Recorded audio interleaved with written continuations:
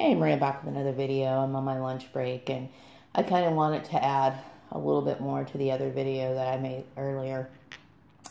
And I was thinking that a lot of times, women project their own desires or their own beliefs onto other women, and I think that this is the case with me. When I'm thinking, if that's what the gossip was about, obviously, it took a long time for me to figure it out. I'm very upset about that because that is a very damaging thing to do to a person. And obviously, when people assume those sort of things, they're actually, like I said, they're projecting their personal ideas and their desires onto another person.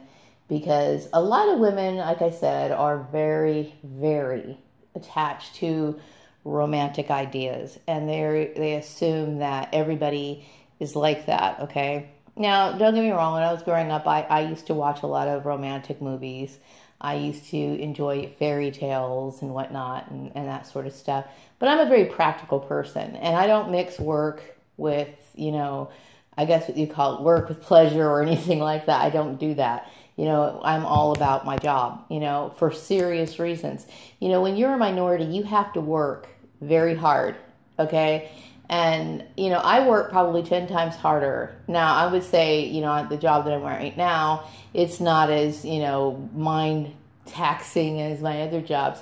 And I don't really have to do as much, because it doesn't entail as much. But, when you're a minority, you have to work very hard, okay, to be taken seriously. And I have worked my ass off for years, okay? And I realize that is the case. So I don't ever want to get involved in anything like that, Now, when I was working at Murray Family Farms, my office had a window that you could see inside. If you're walking by my office, you could peer in and stuff. So, there would be times, of course, when like my boss, Steve Murray, would come in and we would be talking or whatever. And I'm always keeping, conversation very light. And obviously, I've never showed any excessive amount of attention to my boss ever. I would be just as, friendly and bubbly with Vicky. But like I said, she never ever warmed up to me, which was really strange to me because I figured when I first met her that, we would probably get along. But my initial meeting with her, she, just didn't really seem like she liked me. But I kept thinking eventually, she'll warm up to me, but that never happened, which was really unfortunate because I kept thinking, wow, we have a lot of interests in common, which kind of really threw me. So maybe my assumption's right. Maybe that's what the rumor was about. But I will tell you that was a very dangerous rumor. Very dangerous. I never had an interest in either one of them. Other than they were my employers and I wanted to do a good job for them. And I worked very hard, because I knew what happened over at Organized Sports, the mobbing. I wanted to make sure that I had a good footing at my job. And all of this just took me by surprise. The people taking credit for my work, the gossip, the smear campaigns, all of it. Now, I'm not trying to throw people's names or thrash anyone, but I know when the general manager had a relationship with one of his employees, I was looking at that, with the side eyeball, like, he really shouldn't be doing that. And I think, if I felt that way about him, well, you best believe that I wouldn't be doing that myself. So, yeah, it's a rumor, and it's very painful and very damaging to me. Like I said, there's a lot of good-looking people that you're going to encounter. But I'm not really swayed by looks necessarily. I'm more interested in people's personalities. But when it comes to work, that doesn't, I don't want to get involved with anything like that when it comes to my work. I am all about work, period. We live in a society now that if a person takes care of themselves, then they're looked upon as, with suspicion, when the fact is that's what you're supposed to do. You're supposed to take care of yourself. You're supposed to look your best. Now, when I was working at Murray, there were times where I would wear jeans. I wore jeans a lot, okay? There were times where I wore because it was hot in that trailer. It was really, really, really hot in that trailer, okay? And there was a lot of mud and stuff like that outside. So there was no reason for me to wear, nicer clothes. And every once in a while, I'm a woman. I wake up in the morning and I feel like, yeah, I think I'll wear this today, because women do that sort of thing. But for the most part, I was more of a jeans and tank top or type blouse type person.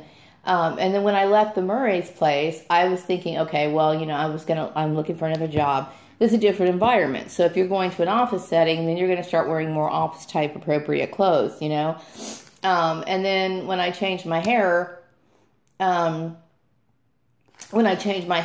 was wanting to be very more consistent because I was tired of the excess attention that I was getting, every time I changed from braids to, another style, the switching back and forth.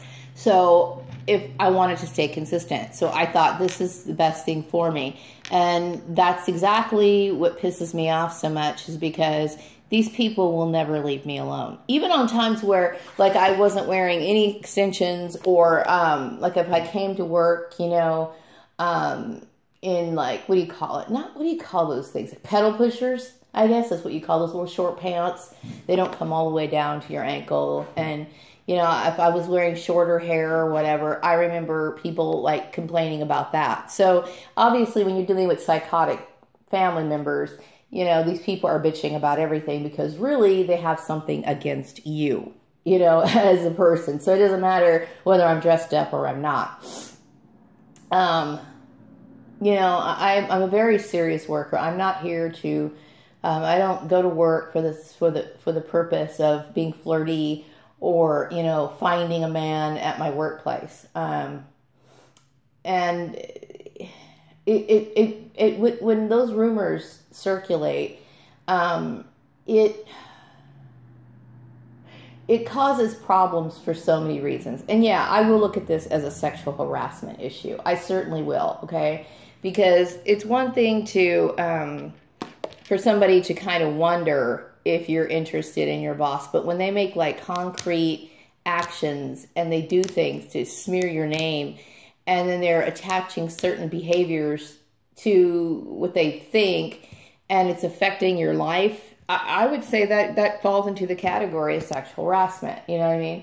And that bothers me. It really does. It really, really bothers me, because I'm going to tell you what, I'm a hardworking woman and I take my work very seriously, okay? It's my job. It's the way that I make my money. It's how I survive, okay? So, it's very painful, okay? So I was talking earlier about how by 2010, I was sick and damn tired of Steve Murray. Fucking sick of his ass, okay? I got tired of being he was piling on work, because it was almost I'm assuming that my family was really impressed or competitive, and he was giving me assignments on top of all these different assignments that, sometimes were outside of my field of expertise, but I was able to handle them. But at the same time, I felt as though he was overloading me with work, probably because my family was telling him to do that, okay? But the thing is that, where was I going with this? The fact is that, I was being treated very poorly at my job, and I left that company. I basically talked to him and said, I don't want to be here anymore. I don't, you know what I mean? And so this must have set my family off on some sort of psychotic tirade. And so they were following me all the other places that I was going to work, which they've been doing for years anyway.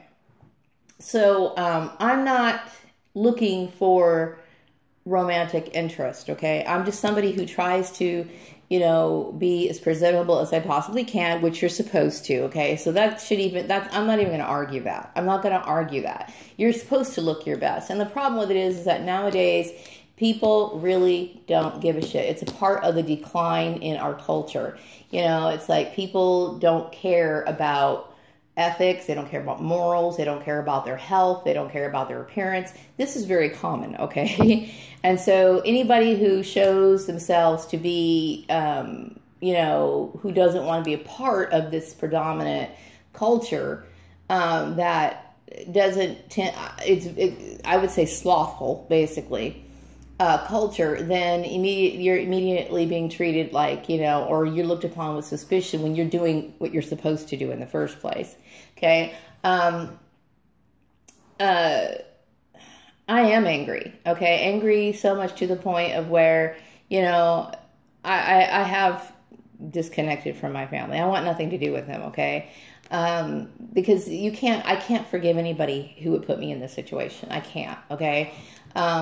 Also, I'm not overly romantic. In the back of my mind, I'm comfortable with being single. I don't really have the desire to get married. I have no desire whatsoever. I mean, I don't sit here on my free time and think about it.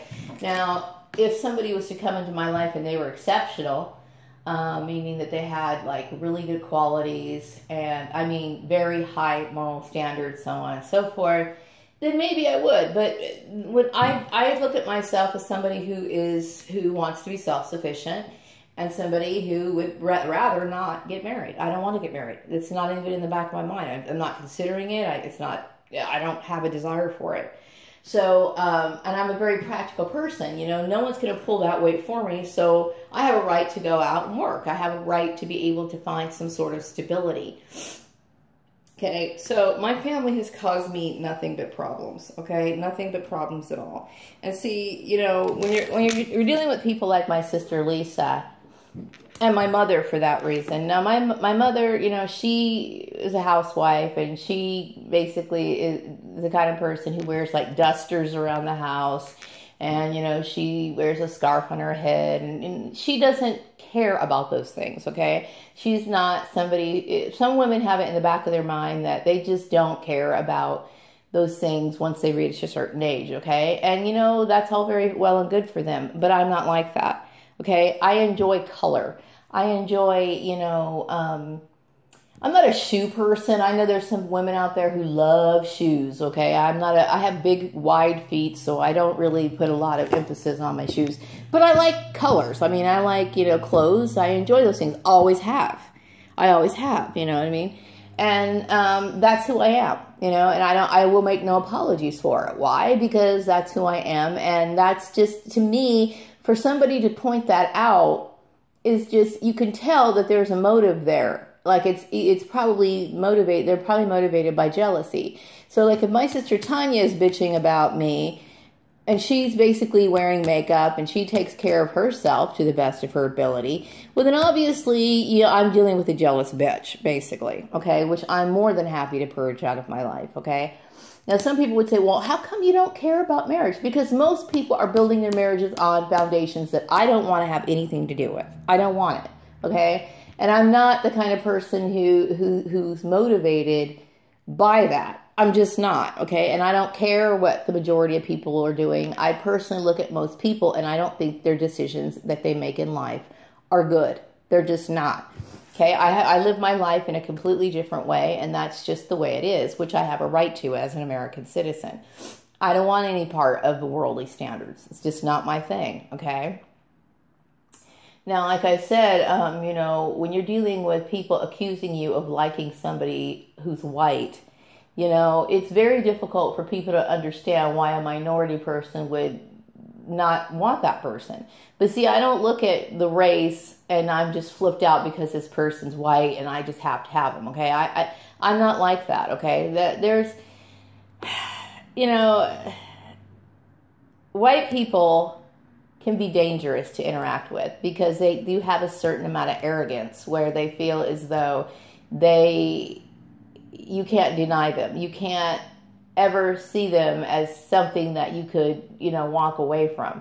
And that if people believed that I was interested in Steve Murray, you know, or some of the vendors that came in, that's a show to me in a way of white supremacy. Because